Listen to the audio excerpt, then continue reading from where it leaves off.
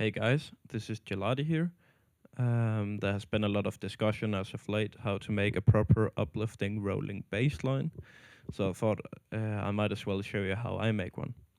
This might not be the correct way to make one, but it's at least how I make one. This project is a work in progress, it's a new track of mine. Um, it's not finished yet, it lacks some stuff in the breakdown, some strings, piano, all that stuff. Maybe a melody change, I don't know. Anyway, the intro and outro are pretty much done, although. So it's already a pretty big project. And it's also worth showcasing because the bass line is a variety of the style that I'm more or less known for. The more fat bass lines, like in my ultimate remix, Northern Sky and Coming Alive, all three released on Infrasonic Recordings.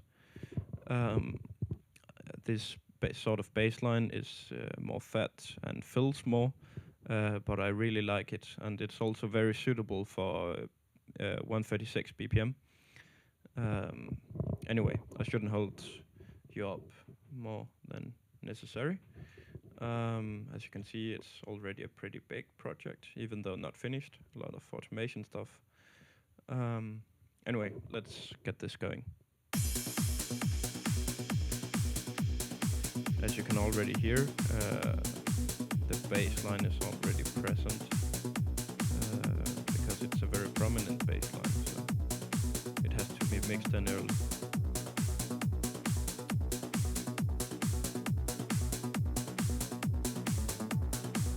Full bass line first kicks in at 33 bars, sorry, where the sub bass and the rest of the mid bass kicks in. This bass line is 7 layered, 2 high basses, 2 mid basses, 1 sub bass, and then a new addition I made in a second go. I like to make tracks in one sitting or 2 sittings. Anyway, this is a new addition. So this is the full bass line. This is a new addition. 2 high basses added, sort of mid-high basses to give more energy. It has a different pattern than these 4 up here that are the main bass of the right.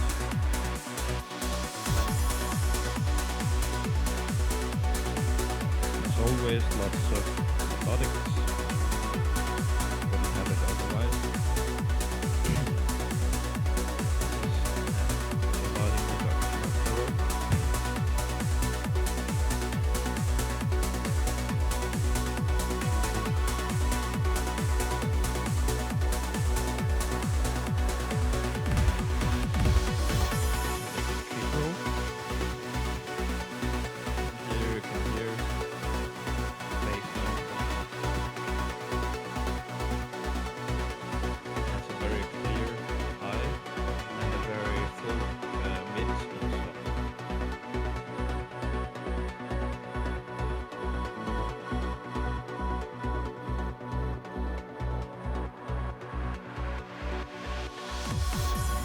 I'm just going to stop it there. Yes. Now to get more in detail with the bass line, it's as said 7 layers, 2 highs, 2 mids, 1 sub, and the 2 climax basses I made as an addition. Okay, I'm just going to whoops. Oh, actually, this is not bad. Just going to do like that, and just so you can hear the full bass line. Whoops. There.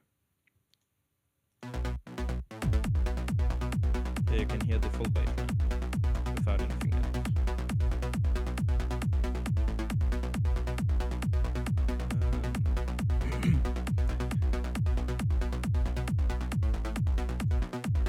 Okay, let's try here. Oops. Okay, here you have the high bass 1. I'll now go into some sound design as well. Init preset, some ADSR.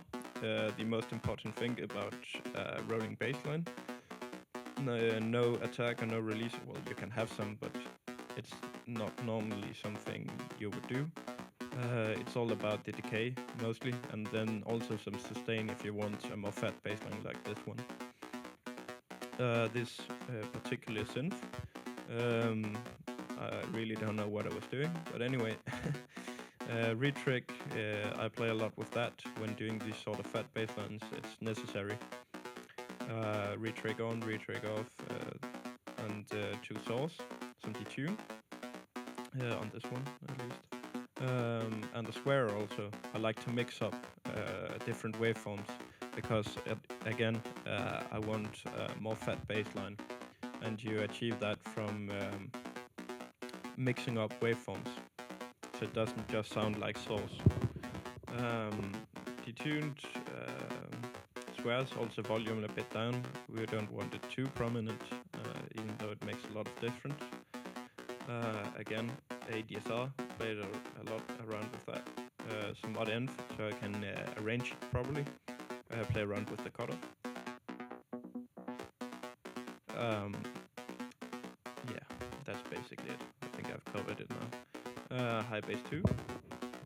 Oh, I have done some saturation to this one, I think. Yeah, a bit of saturation.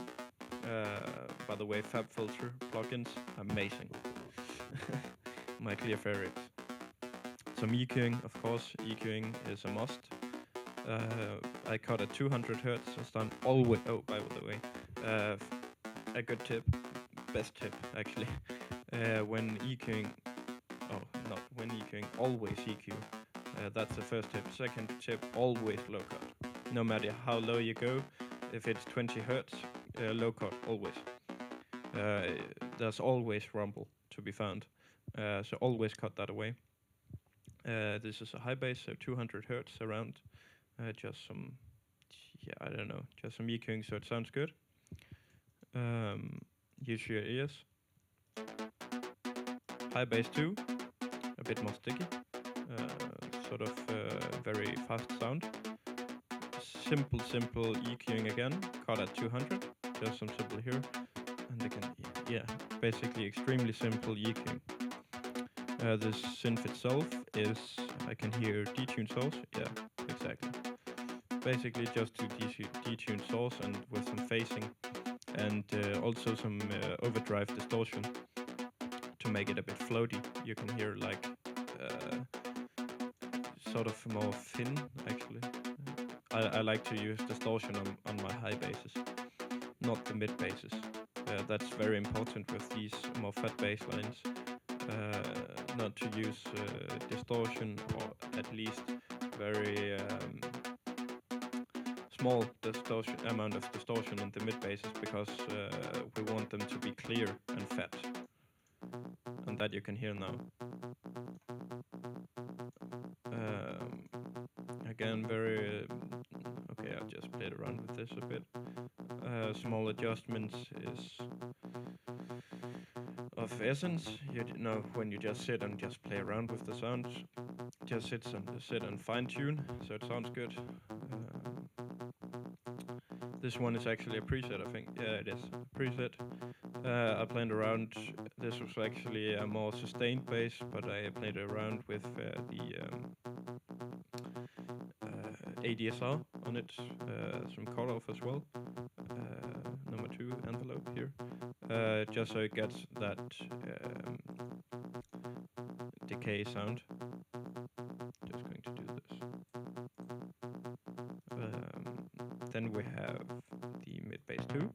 Again, very full sound. You can hear no distortion at all. Very, very clear, soundy, somehow natural. Sine waves actually, and triangle, and some sources, of course. Also play around with phasing and detune, as always, and retrick. Very important also. I've played around with the voices, as you can see. 6, 2, 4, 5. this preset is heavily modified, I think.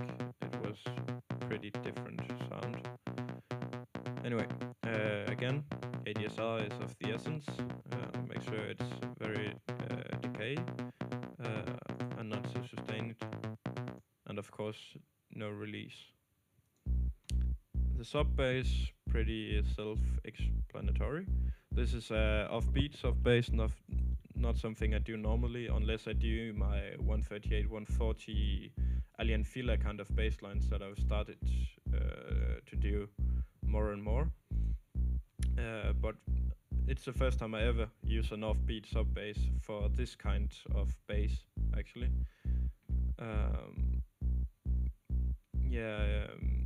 It's just source. I even used a preset for it, played around with the ADSR, so it sounded good. And then some very simple EQing.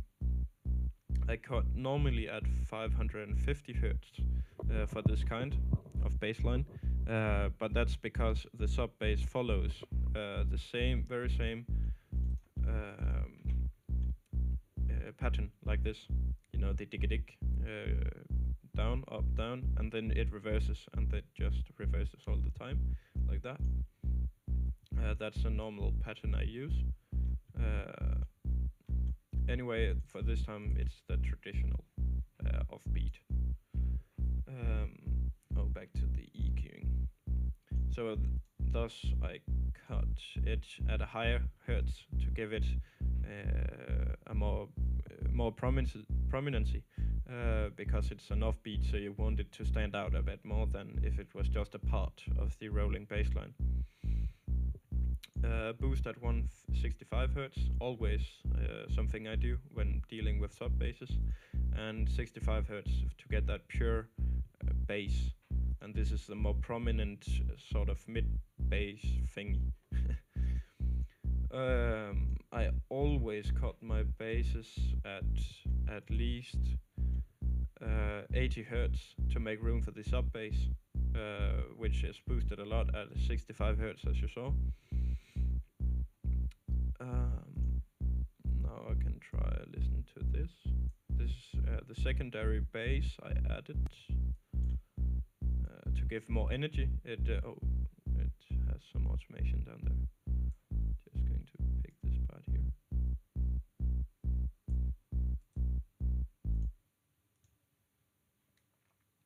And there it is. As you can hear, very energetic, mid-high something. It follows another pattern, adds energy, and it even goes on the kick, which the others do not. Some EQing. Again, pretty simple EQing. I don't go that much into detail with EQing, because really sometimes you just destroy the mix because you overdo it. And I'm very careful not to overdo it, because I've done it a lot of times where I overdo the EQing. But I think this works fine. Yeah, okay, we can try listen to all of them together, I think.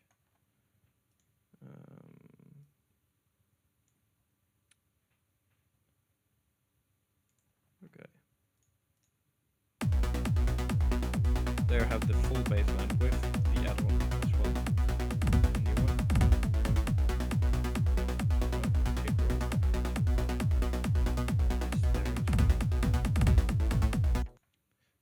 What I do with my basslines is I always put them in a bassline bus. I actually do that with everything, as you see here. In the bassline bus, I EQ, of course, some pretty small EQing, 2 dB boost, 2 dB boost. That was hard to say. You know, like small adjustments. Some glue compression, no multiband compression or EQing here. Just pure glue compression to make it, glued. Then some fattening. Sausage fattener is an amazing plugin. Lots of fatness here, you can see. No color. Gain is put down so it doesn't distort. And then of course the sidechain, essential sidechain, of course. And I do that with the FL limiter ratio all the way up, and I adjust threshold to my liking. It's very, very, very different from bass to bass, even though it's the same style. And then just some filtering. The Simplon, which is way better than the Sonalxis, by the way. But I guess that's opinion.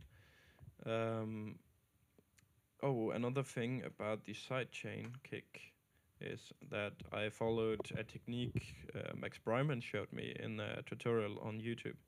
I normally used and bounced the kick out and cut it that way, but this is way, way, way easier. You go into ins, volume, and then you adjust these all the way down and adjust that to your liking. So it only gets the very snap of the kick and not the full body and the tail of the kick, only the snap of the kick. When doing this and sidechaining, you'll find that your bass line suddenly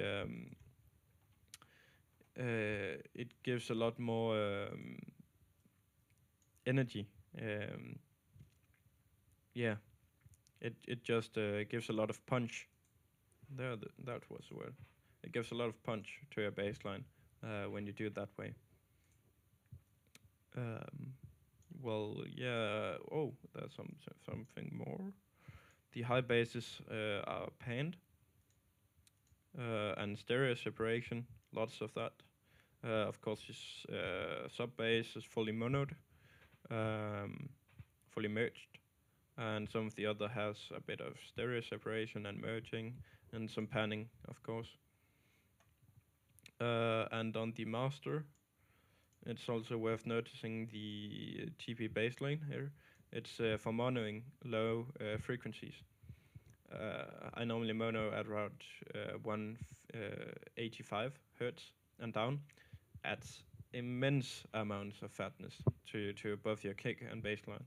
Very, very, very important thing to do. And it also makes the mix a lot more clean, at least the low end. Yeah, there isn't that much more to say actually. I can just try that you hear a bit more. Now that you know all the facts about the bassline. Oh, also, it's very important what you put around the bassline. The percussion and stuff like that is very, very, very important. Because it's what... And the kick, of course. Here you can hear. And the acid, of course, is not very prominent in this track, but it adds a lot of fill to it. Anyway.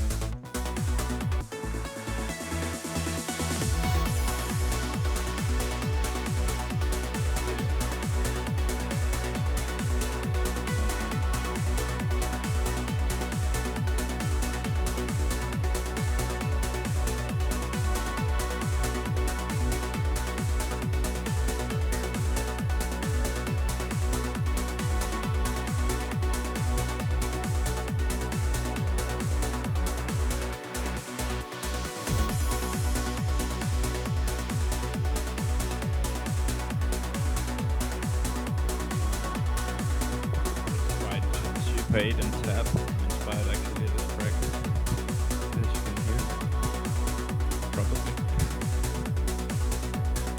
Well, at least old Super 8 and tap.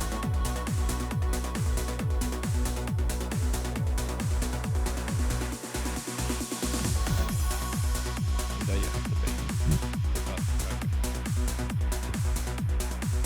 Well, that's all from me. I hope you learned something from this tutorial. Probably mostly the beginners who are going to benefit from this, but anyway, I hope you picked up a tip or something like that. Oh, that's the end. Anyway, you can find me on Facebook, SoundCloud, Twitter, all that bullshit. um, yeah, just look me up, Gelardi. Otherwise, you can probably find me if you search on infrasonic or something. I don't know. Anyway, good luck out there. That was all from me. Goodbye.